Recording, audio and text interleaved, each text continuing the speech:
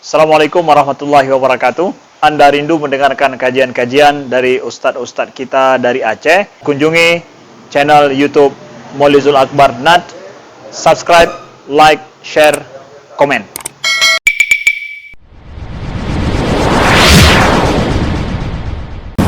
Assalamualaikum warahmatullahi wabarakatuh.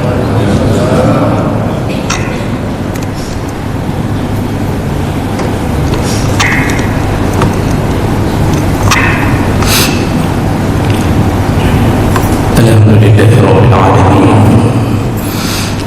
Hamdan katsiran tayyiban mubarakan fihi. Asyhadu an la ilaha illallah wahdahu la syarika lahu. وأشهد أن محمدا عبده ورسوله الكريم.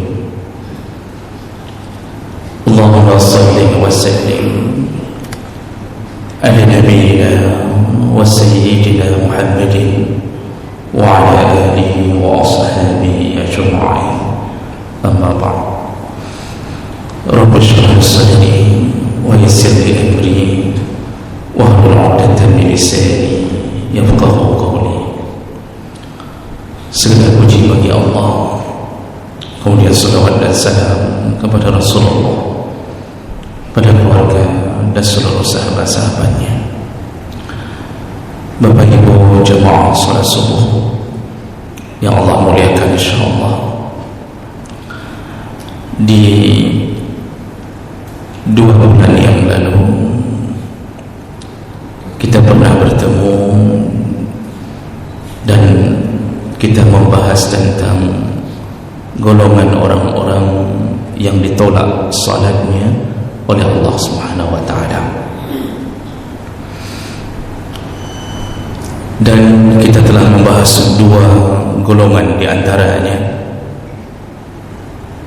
yaitu orang-orang yang mendatangi dukun, bertanya sesuatu kepada dukun, lalu membenarkan apa yang disebutkan oleh dukun tersebut, maka tertolaklah salatnya 40 hari 40 malam. Tidak diterima salatnya 40 hari 40 malam. Itu pertama sekali datang. Yang kedua ditolak lagi 40 hari 40 malam. Datang yang ketiga ditolak lagi oleh Allah, terus bertambah. Itu golongan pertama, orang-orang yang tidak diterima salatnya oleh Allah. Jadi Imam Nawawi mengatakan salatnya sah, namun tidak makbul, tidak diterima. Golongan yang kedua yang sudah kita bahas, yaitu orang-orang yang meminum atau mengkonsumsi khamar dan sejenisnya. Orang-orang yang mabuk meminum khamar atau sejenisnya, narkoba, ganja, pim, sabe, sama. Pertama sekali dia mencicipi itu, langsung ditutup pintu salatnya 40 hari 40 malam. Fa in ada, kalau dia mengulanginya kali kedua, maka ditutup lagi 40 hari 40 malam. Kalau dia bertaubat, diterima taubatnya. Fa in ada, tapi kalau dia mengulanginya lagi, kembali ditutup pintu salatnya 40 hari 40 malam. Dan kali keempat dia masih mengulang perbuatan itu, maka Rasulullah mengatakan, demi jiwaku di tangan Allah, mereka nanti di hari kiamat, ku pastikan, kata Rasulullah, ku pastikan, ku jamin, mereka akan masuk neraka, dan kemudian mereka akan diminumkan minuman dari neraka, yaitu tinatul khabal. Apa itu tinatul khabal ya Rasulullah? Rasulullah menjawab, sadidun min ahlin nar, yaitu darah bercampur nanah yang keluar dari penduduk neraka. menjadi minuman orang-orang yang mati hari ini dalam keadaan belum bertaubat dari sabu-sabu, ganja dan minuman keras. Jadi ini yang kita sudah bahas, dan sebagai pengingat ulang, masih tersisa 3 kelompok lagi.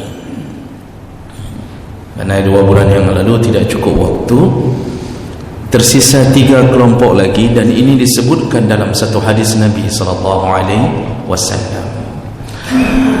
Dari Abu Hurairah radhiyallahu anhu qala Rasulullah sallallahu alaihi wasallam, Rasulullah berkata,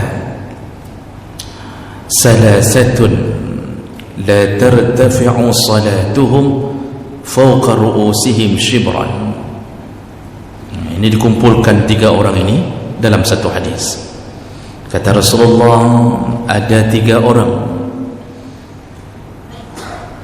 semua 3 orang ini tidak akan naik pahala salatnya walaupun sejengkal di atas kepalanya. Maksud tidak akan naik pahala salatnya walaupun sejengkal di atas kepalanya, yaitu dia tidak akan mendapatkan pahala salatnya. Salatnya tidak berpahala, tidak diterima Allah SWT, walaupun secara hukum sah. Karena kita ini untuk mengetahui sah tidak sahnya amal, batal tidak batalnya amal, itu melihat dari syarat dan rukun. Syarat wajib, syarat sah disertai dengan rukun. Kalau semua sudah selesai dapat, maka amalan itu sah, amalan itu tidak batal. Namun pertanyaan berikutnya, diterimakah? Masuk kantor sudah, fingerprint dari tadi pagi sudah, kerja di dalam kantor sudah, sampai asar lalu pulang. Sebulan kita bekerja, dicek ternyata kerjanya ada, orangnya ada. Pertanyaannya, dapat gajikah setelah itu? Kalau sudah kerja sebulan tidak dapat gaji, ini adalah orang-orang yang dibodoh-bodohi, dan dia bodoh, bekerja tapi tidak ada gajinya. Begitulah orang-orang yang salat, semua urusan salatnya sah, cukup syarat wajib, sudah selesai syarat sah, rukun dalam salat terjaga, namun tidak ada gajinya. Mempula pingkui sembahyang tapi hana pahala. Nah, siapakah mereka? Rasulullah mengibaratkan, jangankan pahala salat itu menghadap Allah ke langit, tetapi sejengkal pun tidak diterima. Sejengkal di atas kepala pun tidak bisa naik. Hadis ini sahih riwayat Ibnu Majah. Nah, siapakah dia yang jemaah melakukan Allah? Yang pertama, rajulun amma qauman fahum lahu karihun. Orang yang pertama yang salatnya tidak akan pernah berbuah pahala, tidak akan pernah diterima oleh Allah Subhanahu wa taala, yaitu seseorang yang memimpin satu kaum dan kaum itu benci kepadanya. Dia pimpin satu lingkungan, baik lingkungan besar seperti presiden, gubernur, wali kota, camat, kecil, ataupun dia pimpin satu lingkungan kecil. Apakah dia kapling, ketua lingkungan, kepala lingkungan, ataukah dusun? Semua mereka, kalau seandainya orang yang dipimpinnya benci kepadanya, maka salatnya pemimpin ini tidak akan pernah diterima oleh Allah Subhanahu wa taala. Tidak akan pernah. Dan Nabi tidak akan melanggar janji dengan mengatakan termaafkan, tidak. Pemimpin tidak akan diterima salatnya kalau rakyatnya membencinya. Namun yang perlu jadi catatan, benci apa yang dimaksud. Maka dijelaskan oleh para ulama, yang dimaksud benci di situ adalah benci karena urusan syariat, bukan benci pribadi. Jadi kalau benci pribadi itu tidak dihitung sebagai sumber yang menyebabkan pemimpin itu tidak diterima salatnya, tapi benci rakyat kepada pemimpinnya karena urusan syariat. Bagaimana urusan syariat? Rakyat benci karena pemimpin menghabisi uang rakyat. Rakyat benci karena pemimpin korupsi. Rakyat benci pemimpin mengambil uang haji milik rakyat untuk digunakan sebagai kebutuhan pribadi mereka. Rakyat benci di saat tahu ternyata pemimpinnya adalah tukang berzina. Rakyat benci karena tahu pemimpinnya setiap malam main game judi online. Rakyat benci karena dia tahu pemimpin ternyata memakan proposal anak yatim, yang ternyata anak yatim itu tidak ada di kampung itu.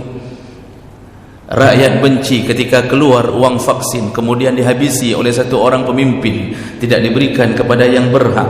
Rakyat benci karena beras raskin pun tidak sampai ke rumah orang miskin. Syariat, masalah penipuan, masalah kecurangan dia, masalah dia tidak mau sadat. Rupanya pemimpin tidak mau sadat. Begitu rakyatnya berbisik-bisik, rakyatnya mengatakan, hai kuing, aneh temayang, aneh temayang, gaduh main batai dari malam sampai subuh. Ada yang model begini, Bapak Ibu yang Allah muliakan. Rakyat tidak diperhatikan, yang penting tanda tangan, cok peng proyek, habis urusan. Kapan nanti baru menampak di masjid-masjid Allah menjelang pilkada 2024? Baru dahlam. Hanya kadahlam. Kamu mulai dengan baju koko, ya, kemudian dengan kain sarung, lalu kemudian mulai berkampanye lagi kepada rakyat bahawa engkau akan begini, kalau aku terpilih akan begini. Setelah itu kembali berbuat maksiat, kembali menyakiti rakyatnya. Kebencian di hati semua rakyat. Kalau Imam Ahmad bin Hanbal itu membatasi 3 orang saja minimal benci karena urusan syariat, semua salat mereka ini tidak diterima Allah Subhanahu wa taala. Dan ini berefek kepada kemarahan Allah.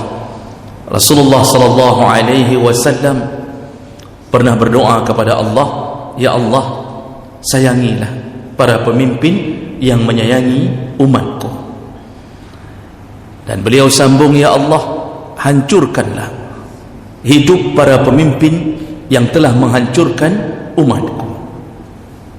Nah, jadi jemaah mereka Allah, ini terjadi di mana-mana. Hari ini kita sudah masuk dalam proses menunggu detik-detik datangnya kiamat al-kubra. Satu persatu tanda-tanda diberikan oleh Allah Subhanahu wa taala. Kata Rasulullah sallallahu alaihi wasallam, tidak akan terjadi kiamat sampai munculnya zaman fitnah, sanawatin khadda'an, sampai munculnya zaman fitnah. Mana yang disebut zaman fitnah? Yang amanah dianggap pengkhianat, ditangkap sana sini. Guru, ustaz, ulama, ya, diuber-uber, suka-suka ditangkap. Yang berkhianat, yang memakan uang rakyat, yang punya kepentingan pribadi, dianggap orang amanah, dijadikan orang yang mempunyai jabatan.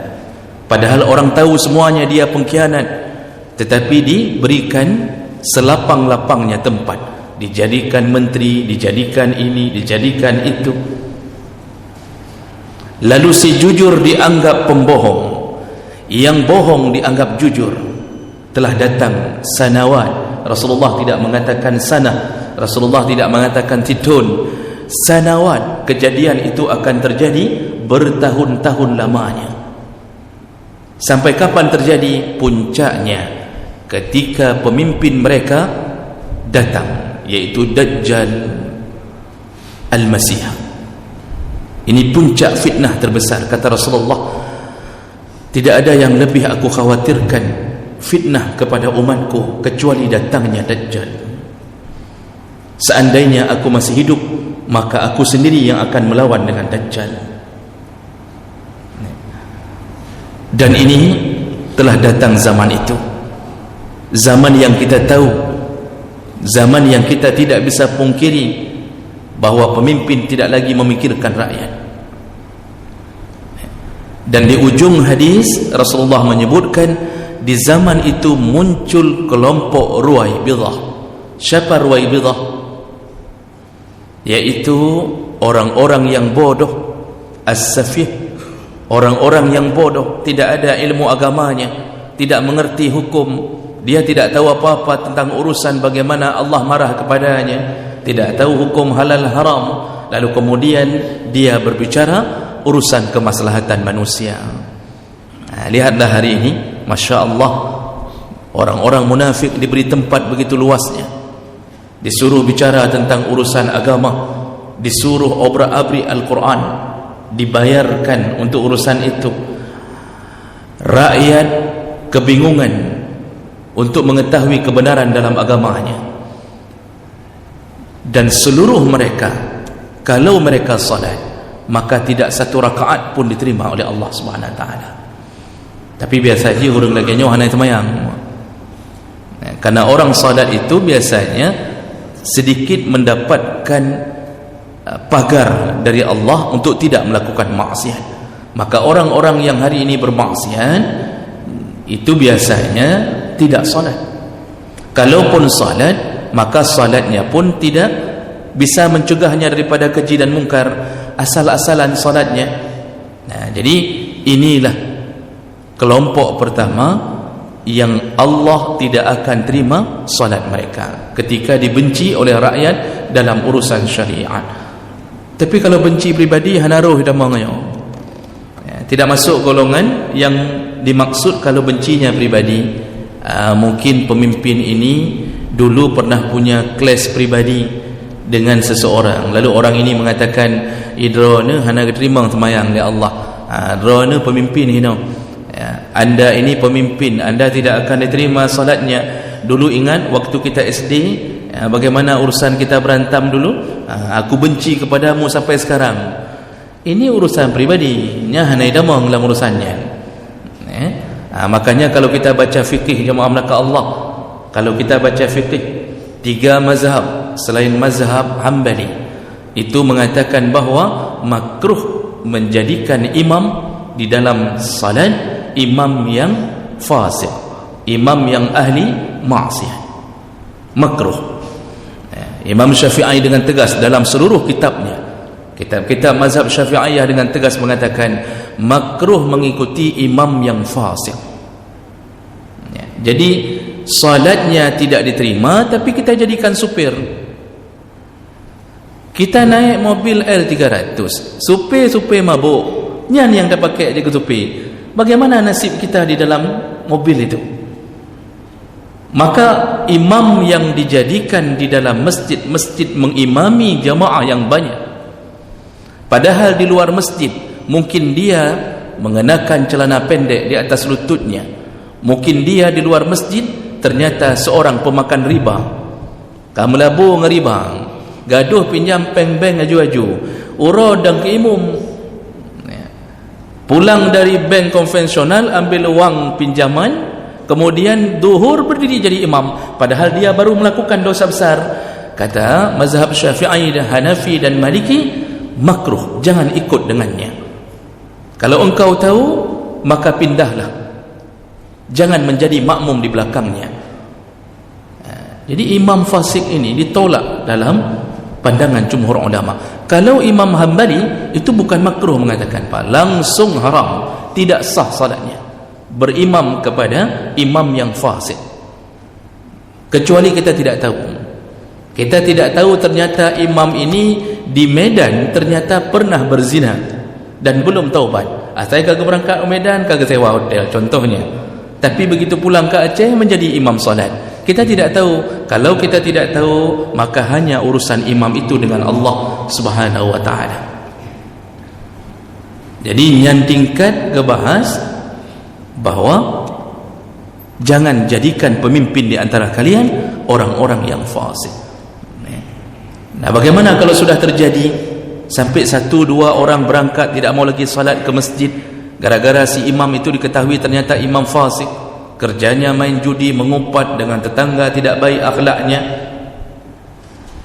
Selayaknya bukan kita yang terus-terusan meninggalkan masjid itu, tapi selayaknya pengurus mencabut kekuasaannya di masjid itu. Baik pejeli ke imam daripada urang gadah tiroro, tidak ada yang mau lagi salat di situ, pakan imam mabuk je ke imam. Maka seharusnya tuh halapan bermusyawarah dan ko imam syik bermusyawarah, langsung cabut kekuasaannya, jangan jadikan dia imam. Hari ini kadang-kadang kita ini aneh, tidak bersandar kepada hukum. Asal imam sudah cantik suaranya, bisa hafal 30 juz, kita anggap sebagai orang yang paling layak untuk jadi imam, padahal kita tidak lihat akhlaknya. Tetap melihat akhlak, melihat bagaimana dia di belakang kerja imam, itu menjadi standar. Boleh tidak menjadi seorang. Ini jawab mereka Allah Subhanahu wa taala. Ini kelompok pertama dalam hadis ini yang kalau mereka salat tidak diterima salatnya oleh Allah Subhanahu wa taala. Kemudian kelompok kedua, wa imra'atun batat wa zawjuha sakhitun 'alayha.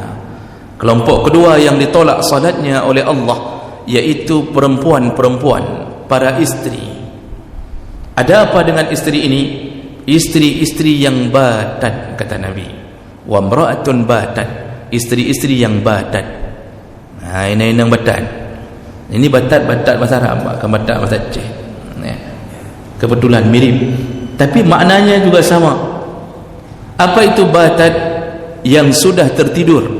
Istri-istri yang sudah tertidur sedangkan suaminya belum memaafkan kesalahannya.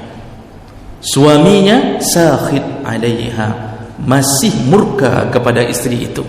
Selama kemurkaan itu terjadi, belum memaafkannya, maka si istri apapun salat yang dia lakukan, baik salat fardu maupun salat sunnah, tidak pernah diterima oleh Allah Subhanahu wa taala. Ini tentunya menjadi peringatan bagi para istri. Kenapa tidak disebutkan untuk suami? Karena kebetulan hadis ini berbunyi masalah istri. Suami lebih berat daripada istri sebenarnya, tapi dalam hadis yang lain menyuruh suami kan sembahyang mentang hendak terima. Malah kalau dia menghancurkan kehidupan istrinya, menzalimi istrinya, dia pukul, dia tendang, dia tempel ke dinding istrinya, dengan model yang tidak beri nafkah, pergi lari. Setelah punya istri 3 orang anak, dia melarikan diri, berangkat ke Malaysia, kemudian di sana kahwin dengan Kak Ros. Bapak kenal Kak Ros? Itu kakaknya Ipin Upin kan kalau yang kahwin. Dia kahwin di sana rumahnya. Dia tinggalkan Kak Ros yang di Aceh. Ini Kak Ros yang di Aceh sampai harus jualan lontong untuk menghidupi anaknya yang 3 orang ini. Dilako ke amain ke Malaysia, hana gua, tidak ada nafkah, tidak ada apapun. Ini bukan hanya salatnya, bahkan dia termasuk orang yang paling dilaknat di muka bumi, dan langsung neraka. Apa bedanya dengan hadis ini? Kalau istri disebutkan tidak diterima salatnya sampai suaminya memaafkannya, selesai urusan. Jadi ketergantungannya adalah kepada suami, kepada maafnya suami. Sedangkan suami, walaupun dia minta maaf kepada istri dan istri sudah memaafkannya, selama belum bertaubat kepada Allah, tidak akan pernah diterima maafnya. Makanya lebih ringan urusan istri. Istri buat khianat kepada seorang suami, dimaafkan oleh suami, maka termaafkanlah seluruh apa yang dia lakukan. Maka dalam hadis ini disebutkan, istri kalau dimurkai oleh suami dan istri itu sudah tertidur tapi masih dalam murka suami. Kenapa Rasulullah menyebutkan sudah tertidur? Pertama, perempuan yang tertidur itu biasanya menimbulkan iba. Kita kalau anak-anak kita batat, dungang, itu kita cubit, kita macam-macam kita lakukan untuknya, kita marahi. Tapi begitu sudah tertidur, kita lihat wajahnya ada rasa iba. Kadang-kadang kita menyesal, pekan kupoh senyum. Wajah waktu tidur itu wajah memelas. Isteri juga begitu. Isteri yang sudah tertidur muncul wajah yang iba. Tapi karena sakitnya hati suami, ternyata wajah yang iba itu tidak bisa membuatnya memaafkannya. Sudah tertidur pun suami masih marah kepadanya. Maka besok subuh kalau dia salatnya tidak diterima Allah. Duhur salat tidak diterima Allah. Qabliyah subuh tidak diterima Allah. Ba'diyah duhur, qabliyah duhur tidak diterima Allah, sampai suaminya memaafkannya. Jadi urusannya urusan horizontal, hanya dengan suami. Maka dia harus mendapatkan maaf dari suaminya. Nah, kemudian dijabarkan lebih jauh oleh para ulama, ada apa? Dosa apa? Sehingga membuat Allah tidak menerima salatnya isteri ini. Jemaah maka Allah, isteri itu dihalalkan oleh Allah kepada seorang laki-laki setelah laki-laki berjuang. Perjuangan menghalalkan seorang perempuan kepadanya itu berat. Jadi orang laki-laki ini mengumpulkan harta sedikit demi sedikit untuk menahan-nahan nafsunya. Dia tidak berzina, dia tidak pacaran, dia tidak melakukan hal-hal yang maksiat, dia tidak lampiaskan syahwatnya dengan menonton filem porno. Dia tahan habis-habisan. Kenapa? Satu harapannya, kalau sudah terkumpul uang, maka dia akan melamar seorang wanita. Dia berharap semua yang diharamkan menjadi halal baginya. Maka kadang-kadang perjuangan itu berat. Mau menikah itu kadang-kadang pikiran kita panjang sekali. Maka banyak yang belum menikah kadang-kadang tidak cukup harta. Apalagi orang yang dicintainya mengatakan 50 manyam. Waktu disebut 50 manyam, eret ade depak. Dari dada jatuh ke kaki, langsung tutup, kepala kita tertutup. Hana dehli donyanya. Untuk 10 manyam saja kita apa-apa. 10 manyam saja kita harus kumpulkan sedikit-sedikit. Kita kerja sebagai honorer, gaji 1,5 juta untuk makan, untuk minum, untuk hidup, menghidupi lampu di rumah kita saja tidak sanggup. Lalu kita harus kumpulkan sedikit-sedikit tabungan untuk bisa mendapatkan manyam itu. Tapi kita terus berjuang. Kita berharap-harap semoga turun warisan. Maksudnya kamu harap turun warisan kan berarti kamu harap mati ayah ada. Ada orang yang model begitu, merempok mengkahwin sang kecuali mati ayah ada baru merempok. Subhanallah, beratnya perjuangan. Belum lagi uang hangus. Itu selain manyam ada uang hangus, Pak. Kita kasih uang dihanguskan. Tuh depeng. Apa uang hangus itu? Isi kamar, subhanallah. Hangoh. Dulu kita tidak pernah bermimpi untuk membeli isi kamar dengan model jepara, lemari begini, kasur begini, harus begini, tidak. Begitu mau kahwin itu dulu yang disebutkan. Ilung halun terima kecuali neblo sabuh paket isi kamar. Belilah kita jepara satu paket 60 juta, ngangan lemari, ngangan kaca ubud di ke lemari kan. Ujung-ujung kita harus siapkan uang puluhan juta untuk bisa menghalalkan semua syahwat yang kita tahan-tahan hari ini. Begitu terjadi ijab kabul.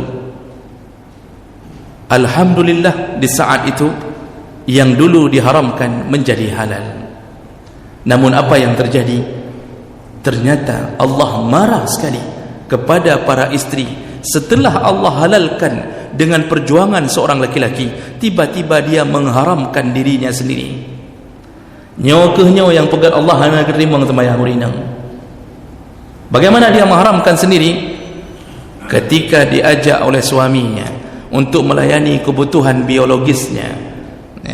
Jadi yang wajib bagi seorang perempuan itu, bagi seorang istri, itu amalan wajib dalam rumah tangga. Itu satu pusatnya, satu yang amalan wajib dalam rumah tangga, yaitu melayani hubungan dengan suaminya apabila suami memintanya. Itu tidak peduli selama sehat, bukan berhalangan, tidak sedang COVID, tidak demam tinggi, yang tetap baru layani, hanya kenahan. Itu amalan wajib. Itulah yang paling dimurkai Allah kalau ditolak oleh seorang isteri. Sedangkan amalan yang lain itu semuanya sunnah. Menyapu rumah sunnah, memasak nasi sunnah, membersihkan di depan rumah, siram bunga sunnah, kemudian mencuci baju sunnah, yang mandum sunnah, pegang kopi sunnah, pegang teh sunnah, cok roti ke peduk di kelako sunnah. Semuanya urusan-urusan itu menambah pahala. Tapi yang paling wajib melayani hubungan ketika suaminya meminta.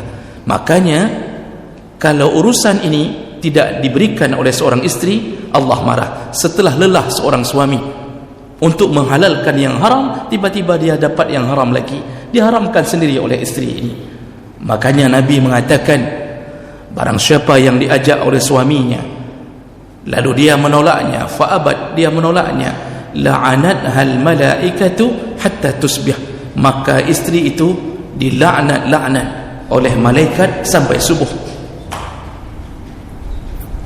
Di malam hari suami mengajaknya, tapi kemudian istri tidak ada alasan, tidak ada uzur, lalu kemudian ditolaknya permintaan suami, dilaknat oleh malaikat istri ini sampai subuh.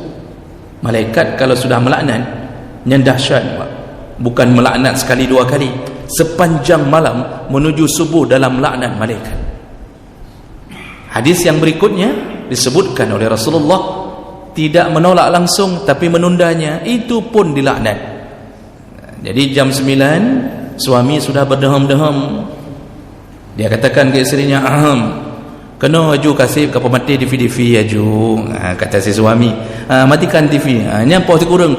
Isteri mengatakan, bacut tu sinetron cukup mantapnya, ni nyo sinetron hidayah, tapi dia tidak pernah dapat hidayah. Sudah 20 tahun nonton sinetron hidayah. Ditundanya tiada, jam 10 dideham lagi oleh suaminya, kaja kapal sipluhnya kaja. Tidak juga, katanya anak muda dalam sinetronnya masih hidup, dia tunggu mati anak mudanya. Jam 11 deham suami sekali lagi, tapi antaranya ngehan, mulai selio-selio pak, sudah mulai antara tertidur dengan tidak, dideham-deham, isteri tetap tidak mau datang. Sampai ketika dia datang, suaminya telah tertidur, mukanya muka monster, bengeran, lam tengut muka muka. Apa kata Rasulullah sallallahu alaihi wasallam? Dilaknat oleh malaikat istri ini karena menunda-nunda sampai dimaafkan oleh suaminya. Itu yang paling penting. Kenapa? Kalau seandainya urusan lain ada jalan keluar, istri tidak mau masak nasi, jalan keluarnya tinggal beli nasi bungkus saja. Apalagi hari ini Masya Allah nasi bungkus cukup banyak modelnya pak. Mau ayam gepek, ayam penyet, ayam tangkap, ayam lepas, belum lagi bu Aceh model segala macam. Mudah urusannya. Bahkan mungkin mangat kedai pegat daripada perumah dia pegat. Tidak mau masak nasi, ada jalan keluar. Tidak mau sapu rumah, tinggal panggil tetangga yang agak lumayan membutuhkan wang, suruh sapu rumah. Oh tidak mau siram bunga, tetangga juga bisa disuruh siram bunga. Tidak mau urus anak, panggil babysitter. Panggil babysitter, you permen anak kedanya, bayar. Tidak mau antar anak ke sekolah, ternyata ada tukang becak, bisa antar. Semuanya bisa dilakukan, apapun dia bisa diganti. Tapi ketika itu tidak mau, adakah istri bungkus? Di mana kita beli istri bungkus untuk menggantikan istri yang tidak mau? Perlukah kita menuju ke laundry untuk menikah dengan orang laundry karena dia tidak mau mencuci baju? Kalau tidak cuci baju tinggal bawa ke laundry, tapi begitu itu tidak mau, akhirnya kita terpaksa menikah dengan orang laundry jawabannya. Makanya menyonyan hang getim tanpa uzur, yang terjadi apa? Pasti maksiat, pasti maksiat. Pasti si suami ujung-ujungnya selingkuh, berzina, jajan di luar dalam tanda kutip, atau paling kurang mohon maaf melakukan hal-hal yang dilarang Allah seperti onani dan segala macam. Pasti ujungnya ke situ. Kenapa? Syahwatnya laki-laki Allah telah halalkan melalui istri yang halal. Ternyata istri yang halal ini mengharamkan dirinya kepada suaminya. Terlaknatlah dia, salatnya tidak diterima Allah, bencinya Allah kepada dia. Makanya ini hati-hati dalam urusan-urusan seperti ini. Nah ini yang kedua. Ke 25 menit. Yang terakhir, Ini akan terakhir, ini betul-betul terakhir Pak. Anak trip ni. Kelompok ketiga yang diharamkan oleh Allah tidak akan diterima salatnya oleh Allah. Siapa dia? Al-akhawani mutasarimani, yaitu dua orang yang bersaudara dan kemudian mereka saling memutuskan silaturahim. Dua orang bersaudara, akhawan, apakah kandung ataukah tidak kandung tapi masih hubungan kerabat, ataupun sesama muslim. Mutasariman, mereka saling memutuskan silaturahim bukan dengan perkara yang dibolehkan Allah, maka kedua-duanya tidak akan diterima oleh Allah sampai keduanya berdamai. Kita sudah putus silaturahim dengan adik kandung kita, tidak bicara sudah 2 tahun, gara-gara urusan-urusan warisan. Biasanya pemutus silaturahim paling tajam itu uang. Dulu baik-baik, setiap Sabtu Minggu kita sempatkan ke rumah adik. Asal pergi ke Bandar Aceh, adik tinggal di Biren, tapi motor siat rumah adik. Adik juga begitu, asal mau ke Medan tetap ke rumah abangnya di Lok Semawe, dia piuh. Tapi semenjak urusan warisan bukan dibagi dengan hukum Allah, terjadi kecurangan. Semenjak itu semua saudara ini tidak mau lagi saling bersilaturahim. Makanya hati-hati Pak, pemutus silaturahim paling tajam itu uang. Maka disuruh oleh Allah, bagilah warisan sesuai dengan hukum Allah, supaya tidak terjadi sesuatu dalam hati yang menyebabkan putusnya silaturahim. Ternyata putus,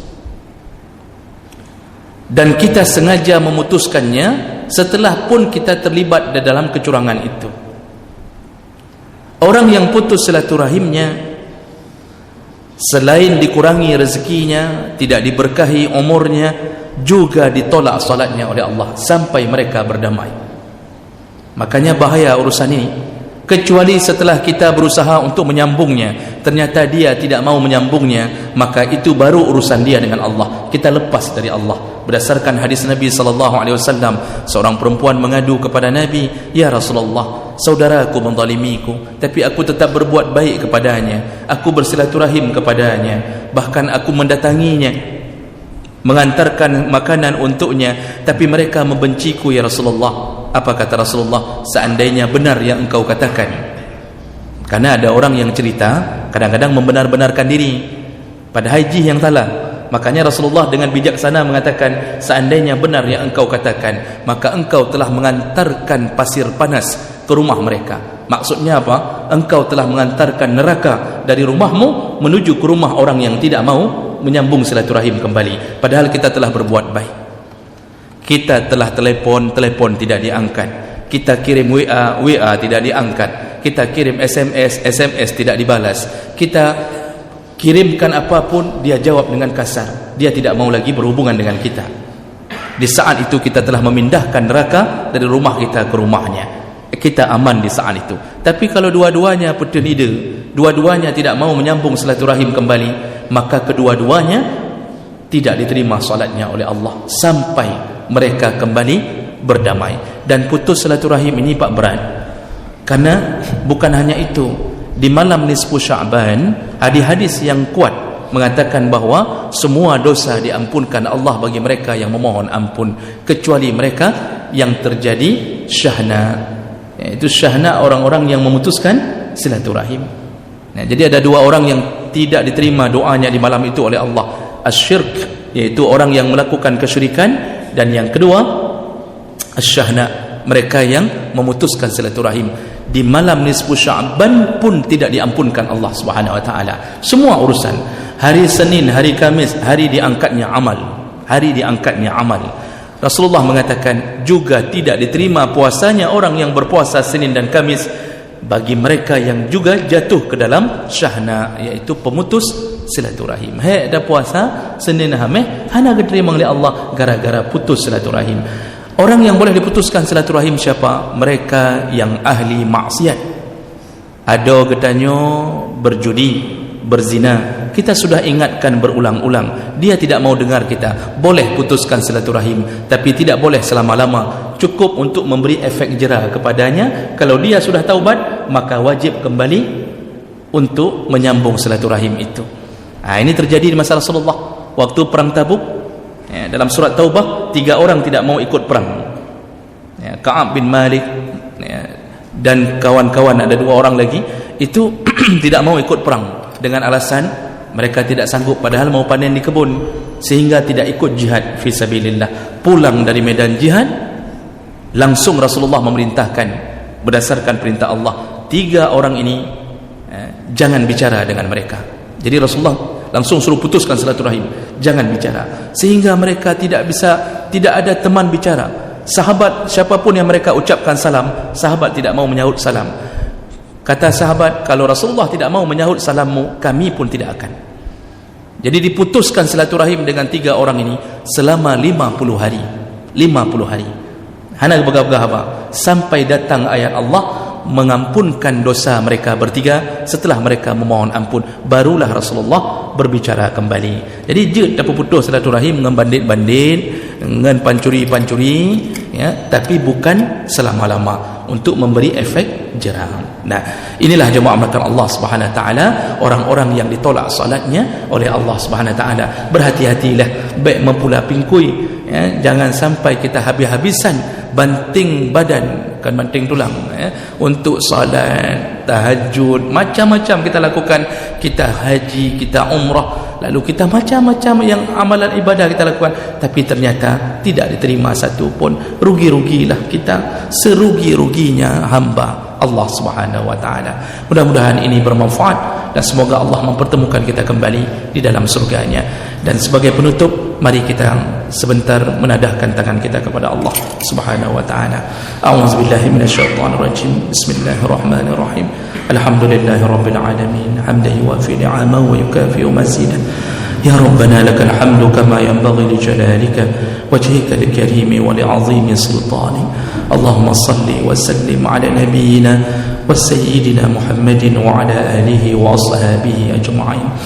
ربنا اغفر لنا ذنوبنا وذنوب والدينا وارحمهما كما ربيانا صغيرا ولجميع المسلمين والمسلمات والمؤمنين والمؤمنات الأحياء منهم والأموات وتابع بيننا وبينهم بالخيرات وتقبل يا سميع قريب مجيب الدعوات اللهم أعنا على ذكرك وشكرك وحسن عبادتك ربنا اجعل جمعنا هذا جمعا مرحوما واجعل من بعده تفرقا معصوما ربنا تقبل منا دعاءنا إنك أنت السميع العليم وتب علينا إنك أنت التواب الرحيم ربنا آتنا في الدنيا حسنة وفي الآخرة حسنة وقنا عذاب النار والحمد لله رب العالمين.